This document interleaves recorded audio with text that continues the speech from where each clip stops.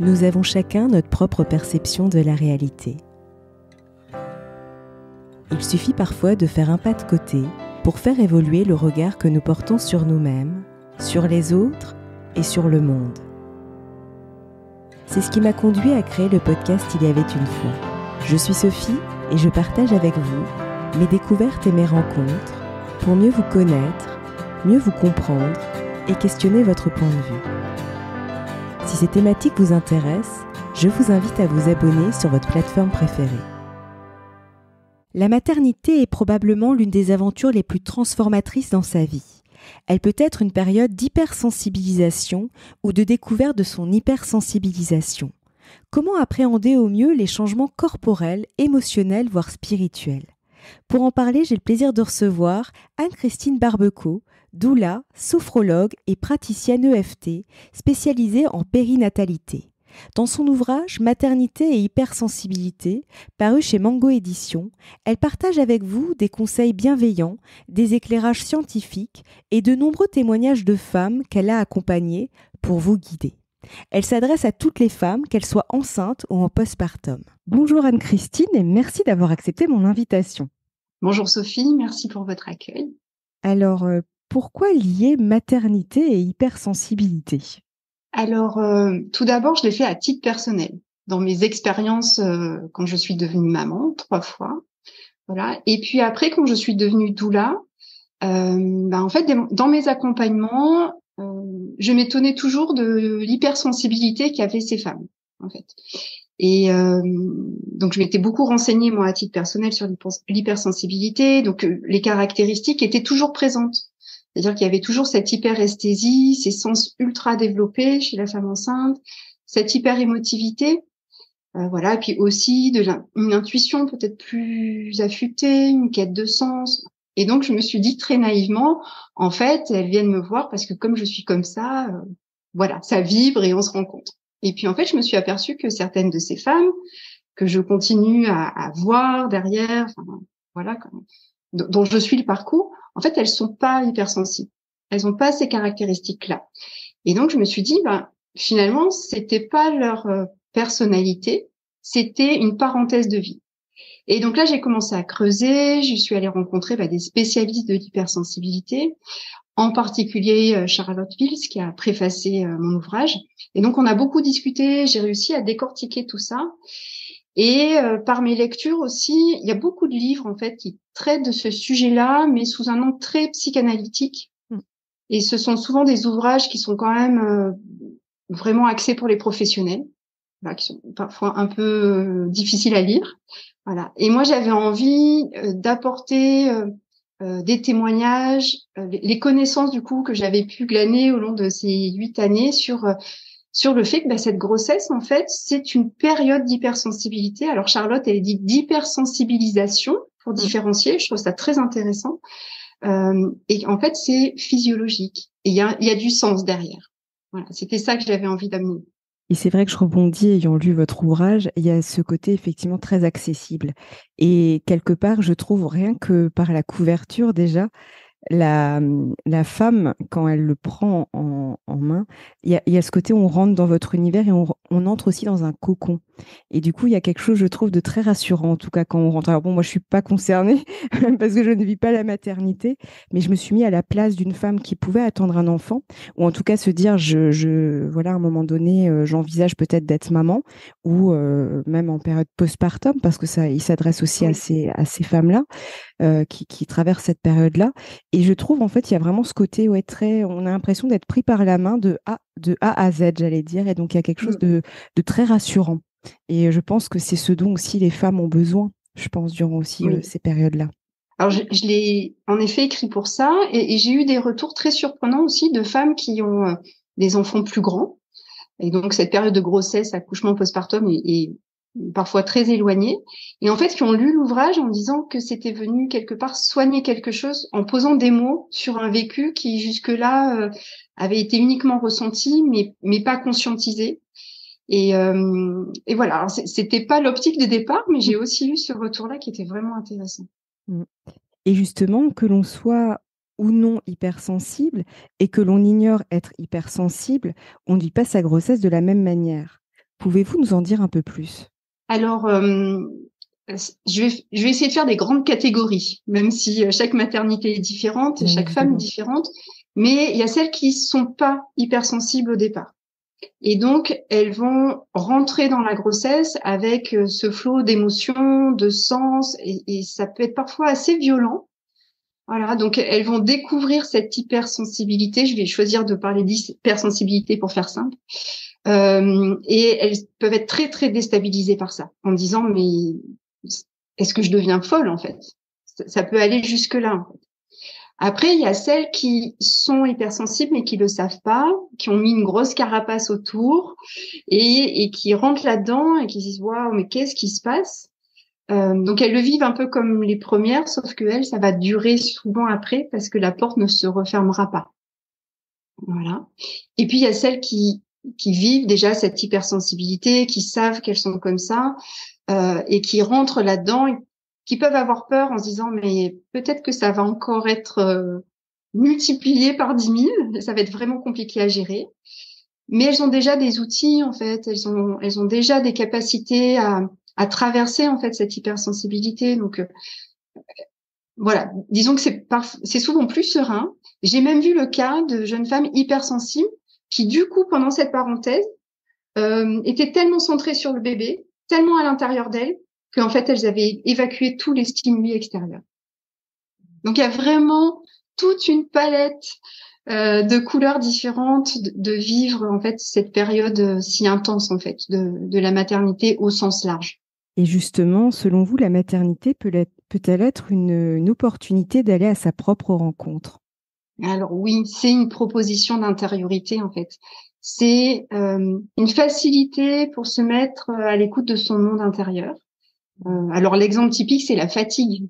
La fatigue du premier trimestre, souvent les femmes sont très très fatiguées et elles essaient de maintenir le cap, de retrouver de l'énergie. Et en fait, moi, je les invite à accueillir cette fatigue parce que cette fatigue, c'est une proposition à ralentir ce rythme, à plonger à l'intérieur de soi, à trouver du temps de repos, oui, à plonger à l'intérieur d'elle-même. En fait, d'habitude, quand on essaie d'aller à sa rencontre, c'est souvent par l'altérité. Donc, on va voir un psy, on discute avec des amis, on échange, et en fait, c'est cet effet miroir qui va nous faire avancer et qui va nous faire accéder à un travail intérieur. En fait, là, l'altérité, elle est à l'intérieur de nous. Et ça, c'est juste exceptionnel, en fait, comme moment. C'est-à-dire que ça se vit pas de nombreuses fois dans une vie. Et le fait que, en fait, cette grossesse, elle vienne tout le temps se rappeler à la femme, en fait, ça la fait replonger à l'intérieur d'elle. Si je fais la comparaison avec la paternité, un homme, comme il n'a pas ses ressentis corporels, il va pouvoir à 8 heures le matin aller bosser, et puis il reviendra à 19 heures, il va dire ah oui, au fait, oui, on attend un enfant. Mais en fait, il n'y a peut-être pas pensé. Il y aura peut-être pensé, mais en tout cas, son corps ne viendra pas lui rappeler. La femme, c'est constamment. En fait, elle va avoir des nausées, elle va avoir mal au dos, et puis elle va sentir un petit coup de pied dans le ventre, et puis elle va être fatiguée. En fait, tout constamment vient lui rappeler qu'elle porte la vie. Et donc, oui, c'est forcément un chemin d'intériorité. Alors, moi, j'aime beaucoup l'expression du docteur Ugren. Lui, il parle de psychothérapie accélérée et naturelle. Et je pense que c'est vraiment 9 mois voire plus, de psychothérapie. Mais justement, je rebondis par rapport à ça, parce que finalement, il y a aussi des personnes qui peuvent avoir des difficultés finalement à vivre ce moment d'intériorité, parce que c'est pas toujours simple de se retrouver. En plus, ça, pour le coup, c'est très personnel parce qu'elle est finalement assez seule, la maman, la future maman, parce que personne ne peut vivre ses ressentis, en fait. C'est elle avec elle-même. Et du coup, il y a quand même quelque chose qui peut être angoissant aussi, je pense, ou en tout cas pas très confortable. Oui, et il y a des femmes qui choisissent de pas plonger dedans. Et c'est OK. Il n'y a pas de souci. Donc, il y a des femmes qui vont vivre leur grossesse comme si c'était un événement lambda et voilà, qui vont continuer leur vie, sont plongées là-dedans, comme si elles mettaient en fait je sais pas, un mur, voilà, pour pas plonger à l'intérieur d'elles.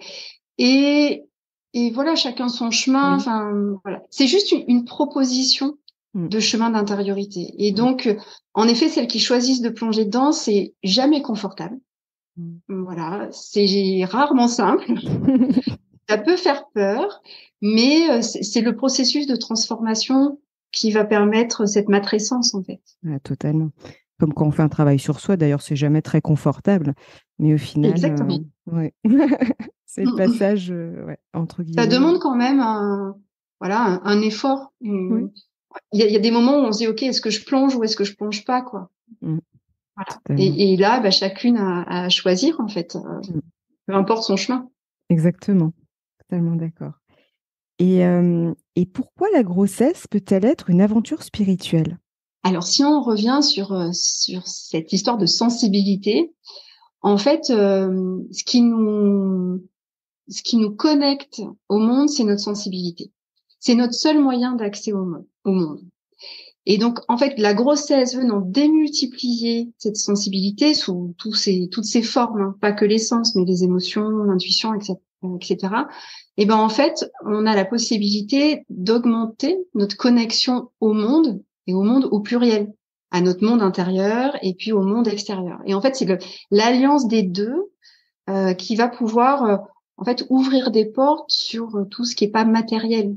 Mm. Et pour moi, la spiritualité, c'est ça. On parle pas de religion, on parle juste de quelque chose qui n'est pas palpable.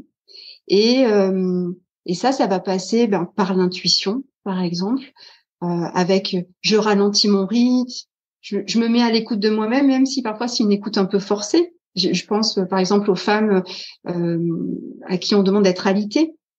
C'est une épreuve extrêmement difficile pour une très grande majorité des femmes, parce que souvent ce sont des femmes très actives, et leur corps vient me dire, OK, stop là. Et qu'est-ce qui se cache derrière ce stop? Voilà, qu'est-ce qu'on vient reconnecter à l'intérieur? Comment est-ce qu'on peut sentir bouger la vie à l'intérieur de soi tout en étant immobile? Et en fait, ça va passer par cette intuition, par cette quête de sens aussi. Souvent, les femmes qui décident de plonger là-dedans, elles vont se poser mille questions. Mille questions. Alors, ça va de comment va être mon bébé, est-ce qu'il va être en bonne santé, qu'est-ce que je peux faire pour le protéger, est-ce que je vais être une bonne mère, et puis la notion de mort aussi, parce que quand on donne la vie, forcément derrière nous sommes des êtres incarnés et finis. Voilà, donc je trouve que la maternité, ça a ça d'exceptionnel, c'est à la fois ça nous recentre, on revient à l'intérieur de nous-mêmes, on met des priorités sur les choses, on voit plus le monde de la même manière. Et en même temps, ça nous décentre parce que, on le verra en particulier sur le postpartum, en fait, la seule chose qui compte, c'est notre enfant. Mm. Donc, on est complètement décentré. Et il y a cette espèce de paradoxe là où parfois ça peut être comme un moment de flottement où on est à la fois, hyper à l'intérieur de soi et en même temps, le soi entre guillemets n'a plus d'importance parce que la seule chose qui a de l'importance, c'est cet enfant qu'on porte et à qui on donne la vie. Ouais, effectivement, et c'est très justement, ouais, je trouve ça intéressant de voir effectivement qu'il y a vraiment ce paradoxe. On est dans deux extrêmes en fait finalement, parce que c'est un petit peu ça. Complètement. Et c'est ça qui peut être très très déroutant pour une femme qui devient mère, parce que en fait, elle sait plus où elle en est. C'est ça. Et elles peuvent vraiment, quand je disais qu'elles peuvent croire devenir folles, il y a vraiment de ça, de l'idée de la folie, en disant mais en fait, je suis en train de me dissocier. Oui, c'est ça. Complètement. Est-ce que c'est pas une maladie psychique? Voilà. En fait, c'est un processus. Alors, il peut y avoir des maladies psychiques, mais ça, c'est autre chose. Mais ça, c'est normal, en fait. C'est un processus naturel. Et pourquoi est-ce important de se préparer à vivre son enfantement? Alors, en théorie, je dirais qu'en fait, on ne devrait pas avoir de préparation à enfanter. Parce que la femme met au monde depuis des millions d'années et en fait, c'est un acte réflexe. Accoucher, ça ne se contrôle pas, ça ne se gère pas, voilà, ça se traverse. C'est vraiment un réflexe physiologique. Donc, on ne devrait pas, on a juste, entre guillemets, à se reconnecter à notre instinct. Sauf que aujourd'hui, dans nos sociétés, depuis quelques siècles, en fait, on a mis des couches culturelles, on a mis des croyances qui font que globalement, on a quand même beaucoup de mal à se reconnecter à nos intuitions. Je trouve en particulier dans notre société actuelle, on est beaucoup coupé de nos émotions, voilà, et on nous invite à vraiment être coupé de nos émotions, en particulier dans notre éducation. Et donc, le jour J, c'est compliqué en un claquement de doigts, en fait, de dire, OK, je plonge complètement dans l'accouchement et je laisse faire. Et en fait, ça, c'est juste pas possible. C'est pour ça qu'aujourd'hui, c'est important de se préparer. Et moi, quand j'accompagne les femmes pour qu'elles puissent se projeter dans leur accouchement, je trouve qu'il y a 2 temps importants. Il y a un premier temps de nourrissage, entre guillemets, du cerveau. C'est-à-dire, OK, pour moi, c'est quoi un accouchement? C'est quoi mes croyances qui sont derrière? Comment ça se passe dans d'autres cultures? Comment ça s'est passé dans d'autres temps? Pour essayer de faire un pas de côté et de se dire, OK, en fait, l'idée que j'avais au départ, peut-être que c'est celle que je vais vivre et c'est OK, mais peut-être qu'il y en a d'autres. Voilà. C'est juste que le cerveau, il puisse ouvrir le champ des possibles en se disant, ah, OK, en fait, il y a d'autres manières d'accoucher. Je peux faire autrement que ce que j'ai dans la tête et ce que me propose la société, globalement.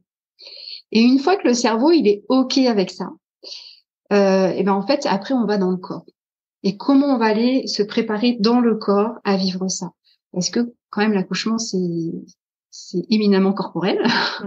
Voilà. Comment je me prépare à cette ouverture, la respiration, la sophrologie, le son, c'est quelque chose que j'utilise beaucoup, que je trouve juste incroyable en fait pour traverser les contractions.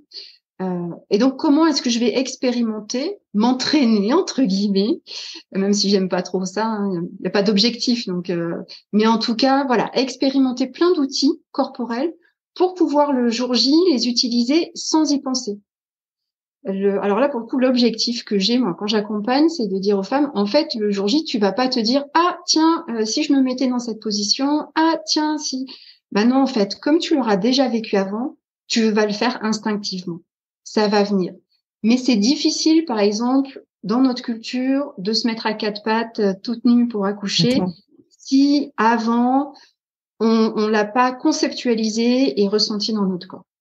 Je trouve ça compliqué. Donc, aujourd'hui, on n'est pas dans la théorie.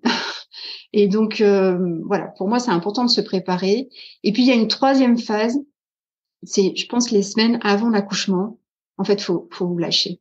Faut arrêter. On arrête de lire, on arrête de se préparer, on arrête de regarder des vidéos. On se laisse porter, en fait. On se prépare à ce moment où on va se laisser porter par ce qui se passe et où on va expérimenter l'intensité et l'impuissance. Et quand je vous écoute, je me dis finalement, c'est vraiment important de se faire aussi accompagner finalement, parce que c'est pas facile de se laisser porter, par exemple, de lâcher. C'est pas, surtout dans la société dans laquelle on vit, ultra contrôlante, ultra rationnelle. Et puis il y a aussi quelque chose qui me venait. Faut aussi se dire que ce qu'on ressent, les douleurs, etc., les émotions, tout ce qui peut nous traverser et ce qu'on peut sentir aussi dans notre corps, que c'est légitime, parce qu'on vit dans une société quand même où même ça, c'est pas toujours légitime, on minimise, on dit oui, mais bon, c'est pas grave.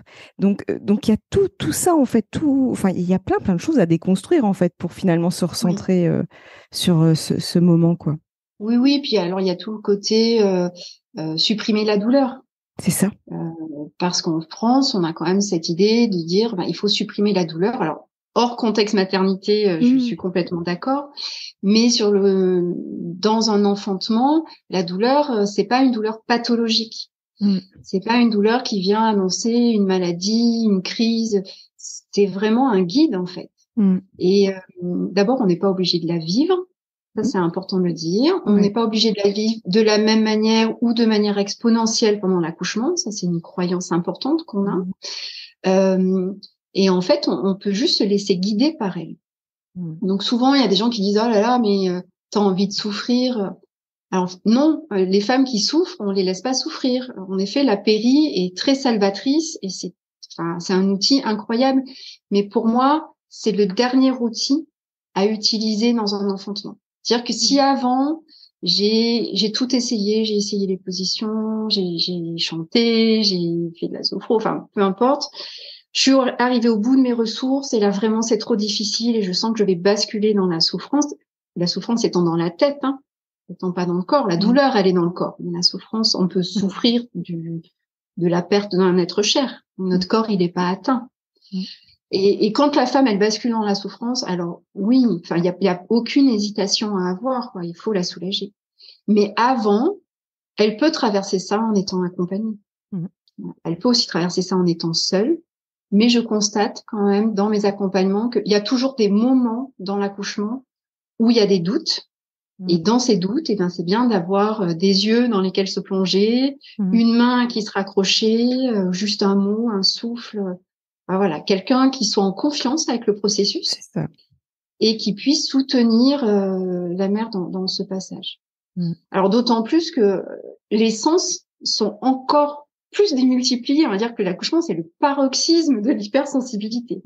Et moi, j'aime beaucoup dire que en fait, la femme, elle entend ce qu'on pense. Elle est tellement ouverte que elle capte tout, mais par les pores de sa peau même. Elle capte tout ça. Et donc, elle a besoin d'accompagnants qui soient vraiment dans une confiance absolue dans le processus de vie. Et c'est souvent un peu compliqué pour les partenaires qui sont aujourd'hui les accompagnants privilégiés, mais qui sont très peu préparés à ça. Très, très peu. Et donc, eux, ils savent pas trop à quoi s'attendre et ils vont découvrir des choses qui peuvent être parfois, vues de l'extérieur, violentes. Mais pour la femme, voilà, ça se traverse si c'est accompagné. Ouais, c'est ça. Exactement. Et justement, la maternité est assimilée à une promesse de bonheur. Est-ce toujours le cas? Alors, oui, c'est souvent présenté comme une évidence, la maternité. C'est quelque chose d'inné, quelque part, qui rend heureuse. En fait, moi, je trouve que c'est toujours un tremblement de terre, tremblement de mer. Voilà, ça vient faire bouger toutes les lignes. Alors, parfois, c'est un peu plus doux, voilà, selon les femmes, selon les bébés, mais quand même, c'est toujours très perturbant. Enfin, la vie, c'est un vrai tsunami. Voilà, donc c'est assez. On a une attente, on a une image qui est véhiculée en particulier par les médias et par les films, où, alors pour caricaturer, mais en gros, l'accouchement, ça se passe toujours hyper vite, c'est hyper violent, et la femme, elle est bien contente d'avoir un médecin qui est là pour la sauver. Voilà. Je caricature, mais c'est un peu ça quand même dans les films. Et après, le bébé, tout de suite, il est tout rose, tout joufflu, tout beau, il pleure pas, il dort bien, il prend son biberon, nickel. Voilà.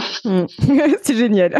Et la femme, ah oui, j'ai oublié, et la femme, quand même, elle remet son petit 36 tranquille, et elle est pimpante, maquillée. Voilà. J'ai jamais vu ça. Non plus. Dans mon entourage non plus. Et c'est triste parce que du coup, en fait, quand on est enceinte, on s'attend à ça. Voilà, on s'attend à cette joie, et puis on a désiré cet enfant, et donc on se dit, ça va être merveilleux, et oui, ça va être merveilleux. Mais en fait, le merveilleux, c'est pas tout le temps. Ça peut pas être 24 heures sur 24, sinon ça serait pas merveilleux. Ça percevrait plus que c'est merveilleux. Et donc, en fait, il y a des moments qui sont aussi très bas, parce que c'est difficile, parce que c'est fatigant, parce que on se rend compte de la responsabilité aussi qui nous tombe dessus. Et souvent, les femmes, après, elles disent oui, alors tu m'avais dit que ça allait être difficile, mais je pouvais pas imaginer, en fait. On peut pas imaginer la fatigue, la disponibilité qu'un bébé demande aussi. Je pense que tant qu'on l'a pas traversé, c'est compliqué de le vivre. Voilà. Alors même si ça change en fonction des bébés, voilà, c'est très variable, mais quand même, voilà, la maternité, oui, c'est une promesse de bonheur. Parce que nos enfants, ils nous émerveillent, ils nous apportent, voilà, de l'amour et des quantités de belles choses. Mais il n'y a pas que ça. Voilà, il y a une espèce de face cachée. Voilà. Et là, je trouve que c'est important d'aller materner la maman, d'aller la soutenir pour qu'elle-même puisse materner son enfant. Et j'aime bien la notion de matrice de soutien, c'est-à-dire que voilà, des groupes de femmes qui vivent la même chose en même temps, pour juste venir dire, moi je l'aime mon enfant, mais là j'en ai juste marre en fait. Là je voudrais juste dormir ou prendre une douche, parce que on en est, voilà, dans les premières semaines on en est là. Donc voilà, c'est une promesse de bonheur, mais pas que ça. Et en quoi l'hypersensibilité peut-elle être un atout, notamment en postpartum? Alors, en fait, dans tout ce que la femme a traversé pendant sa grossesse et son accouchement, elle a pu à les connaître et reconnaître ses limites. Voilà. Si elle a accepté de plonger dedans et de faire des temps d'introspection, elle a pu essayer de décoder ce qui la mettait vraiment en colère, ce qui pouvait la rendre très triste, ce qui pouvait la mettre en joie. Voilà. Et donc ça, c'est un énorme avantage dans le postpartum de connaître ses limites, de dire là, en fait, je vais passer un cap où derrière, je suis pas sûre de pouvoir revenir. En fait. Voilà. Donc pour ça, c'est un atout indéniable. L'avantage de cette hypersensibilité aussi, c'est que en fait, elle génère beaucoup d'empathie. Et les gens hypersensibles sont souvent des grands empathiques. Et ça veut dire que, on a une plus grande capacité à aller se connecter à son bébé. Et ça, c'est physiologique. C'est-à-dire que l'hypersensibilité de la femme enceinte, elle a du sens. Elle est là dans le processus de matrescence, mais elle est là aussi pour que la femme, elle soit alignée sur la même vibration que son bébé, qui lui est un être hypersensible. Voilà. Quand un bébé naît, il a aucun filtre, et donc il capte tout, il est hypersensible. Et on peut imaginer que si lui, il est hypersensible et que la maman l'est pas, en fait, la connexion soit plus difficile à faire. Donc, l'hypersensibilité, elle est physiologique, elle est faite, en fait, pour qu'il y ait une adéquation, une meilleure connexion, une connexion plus facile, en tout cas, entre cette maman et son bébé. Donc, ça va passer aussi par l'intuition. Et je donne toujours l'exemple de celles qui ont allaité. Il y a toujours un moment où en fait la femme, elle se réveille avant que le bébé il ait manifesté un signe pour manger en fait. Et là moi je trouve ça juste incroyable. Et c'est cette hypersensibilité. Alors il y a une hypervigilance, ça c'est sûr, qui est très fatigante aussi en postpartum, mais on peut prendre le joli côté et parler de cette hypersensibilité qui va faire qu'en fait on peut même devancer les besoins de son bébé. Et ce bébé, il est, juste pour rappel, il est pas mature. Sans personne pour s'en occuper, il est incapable de survivre. Il peut pas se réchauffer, il peut pas se nourrir. Il est en insécurité constante. Et donc, en fait, il y a quelque chose de l'ordre de la survie d'avoir une mère hypersensible qui soit connectée à ses besoins. Quel message avez-vous envie de transmettre à nos auditeurs et plus particulièrement à nos auditrices ? Alors, j'aimerais leur dire que la maternité, en fait, ça affecte, ça bouleverse, ça transforme, ça vient ouvrir des portes sur des perceptions différentes, en particulier une perception différente du monde et de comment on peut le percevoir, ce monde-là. Ça peut permettre l'accès à une conscience peut-être plus élargie. Voilà. Alors, tout ça, c'est beau, mais c'est pas un chemin toujours confortable. Voilà. Et c'est OK, c'est normal. Mais ça peut être aussi un chemin merveilleux. Ça alterne souvent les deux, d'ailleurs. Et par contre, c'est toujours un chemin transformateur. Voilà. J'ai rare. Alors, je dis toujours. Peut-être qu'il existe des femmes qui ne sont pas transformées après leur maternité. En tout cas, moi, j'en ai pas rencontré. Voilà. Alors, transformée dans le sens. Alors, des fois, ça peut être assez radical. Ça peut amener à des changements de vie. Parce que les priorités changent complètement, la perception du monde change complètement. En tout cas, ça peut juste amener à une transformation de ce qu'on disait tout à l'heure. Je ne suis plus le centre en fait de mes préoccupations et je me décentre vers cet autre-là. Et ça génère un amour qui est jusqu'alors inconnu.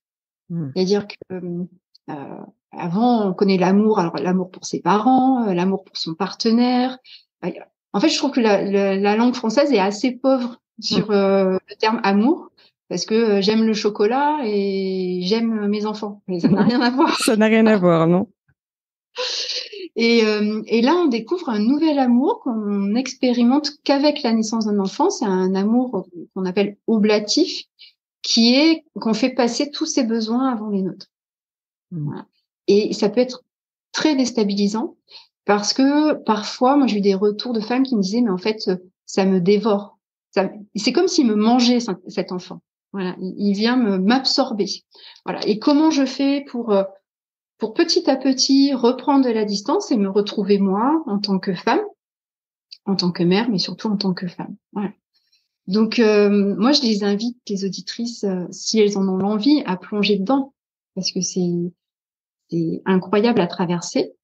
Peut-être à être accompagné dans ces moments-là, parce qu'on a rarement un environnement qui est soutenant. Soit parce que ils n'ont pas traversé ça, soit parce que il y a eu des mauvaises traversées. Et donc, moi, j'invite les auditrices en particulier à se protéger, en fait. Je pense aux histoires d'accouchement, des tantes, des grands-mères, des machins qu'on n'a pas sollicités et qui nous tombent dessus et qui viennent nous polluer, entre guillemets. Voilà, et empêcher peut-être une projection différente pour nous. Donc, voilà, un accompagnement peut être intéressant pour être soutenu, en fait, dans ce processus. Et c'est vrai que je rebondirais sur un point, souvent, même si on n'est pas forcément dans un univers qui est malveillant, mais parce que c'est humain, on peut faire aussi l'objet de jugements, en fait, parce que, parce que effectivement, la personne n'a pas traversé la même chose que nous, ou ce genre de choses. Et c'est vrai que je pense que le fait aussi d'être accompagné permet aussi d'être dans un espace où, en fait, on peut se déposer et on aura un regard bienveillant, mais aussi non jugeant, en fait. Et je pense que ça, c'est aussi important, je pense, en tant que, pour tout être humain finalement, mais d'autant plus dans cette période où la sensibilité, elle est accrue. Oui, alors c'est vrai que je pense qu'on peut différencier des environnements un peu malveillants, mais sans forcément être conscient. Mais des phrases du genre, tu l'as voulu. C'est ça. Ça, c'est malveillant, même si c'est pas voulu souvent, mais c'est extrêmement difficile. Mais ça peut être simplement dans le non-accueil de l'émotion. C'est ça. C'est-à-dire, oh là, mais elle arrête pas de pleurer, là, il y en a marre. Écoute, t'es enceinte, tu devrais être heureuse, quoi. Voilà. Et en fait, aller nier les émotions, aller nier les sensations, tout ça, ça va venir perturber le processus. Donc, s'entourer de personnes, en effet, vous avez raison, c'est le non-jugement, je pense, qui compte. Là, cette bienveillance, ce non-jugement, cet accueil de ce qui est. De ce qui est, exactement. C'est l'accueil de ce qui est. Ouais, totalement. Et quel serait votre mot de la fin pour clôturer notre échange? Moi, j'aimerais dire que cette hypersensibilité, il faut surtout pas la nier, surtout pas lutter contre, et que c'est un merveilleux cadeau de la vie, en fait, pour devenir mère. Un grand merci, Anne-Christine, pour notre échange. Alors, j'invite les auditeurs qui veulent aller plus loin à découvrir votre ouvrage « Maternité et hypersensibilité » qui est paru aux éditions Mango et qui est vraiment, comme je disais, déjà, j'adore la couverture, mais même l'intérieur, enfin, il est très, très agréable à lire.